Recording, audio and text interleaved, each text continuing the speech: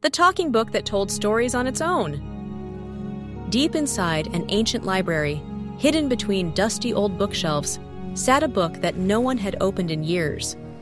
It was no ordinary book. This book had a secret. One rainy afternoon, a curious child named Milo wandered into the library, looking for something exciting to read. As he ran his fingers across the shelves, one book suddenly wiggled. Whoa! Did that book just move? Milo picked it up. The cover was golden, shimmering like the stars, with no title at all.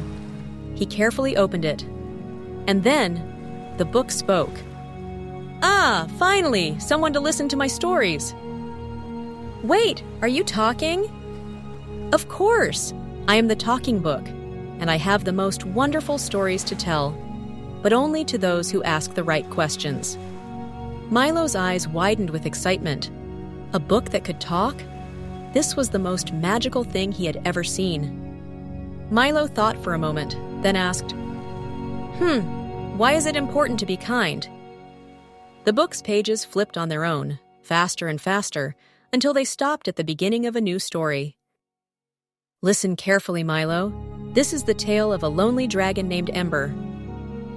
Ember was a big, fiery dragon who scared everyone away. But deep inside, he was lonely. One day, he saw a tiny bird with a broken wing. Instead of scaring it away, he gently picked it up and helped it heal. Days passed, and the little bird spread the word. Ember was kind. Soon, all the animals in the forest became his friends. And from that day on, Ember was never lonely again. You see, Milo, kindness creates friendships in the most unexpected ways. Wow! So when we help others, we make the world better for everyone? Exactly!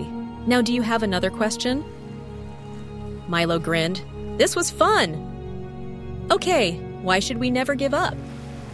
The book flipped its pages again and began a new tale. This is the story of a tiny ant named Pip. Pip wanted to move a giant crumb of bread back to his home, but it was too heavy. Every time he tried, it wouldn't budge. But did Pip give up? No. He tried again and again, until one day, his friends saw him and helped. Together, they carried the crumb back home. Pip's determination inspired them all. So even small efforts add up? And if we don't give up, we'll always find a way? Exactly, Milo. Now for my final story. Suddenly, the book coughed. Its pages started to fade. Oh no! My stories! They're disappearing. What's happening? How do we save them? Stories only live on if they are shared. If no one listens, they fade away forever. Milo knew what he had to do. He ran outside and told his friends about the magical book. Soon, kids from all over the town gathered in the library, eager to hear its stories. The moment the first child listened, the book's golden glow returned. Its pages became clear again, and the magic was saved. Thank you, Milo. Now my stories will live on forever. No, thank you. I'll keep sharing your stories so they never fade away. The book sparkled, and a warm light filled the library. From that day on, Milo became the storyteller, passing down the magic to everyone who would listen.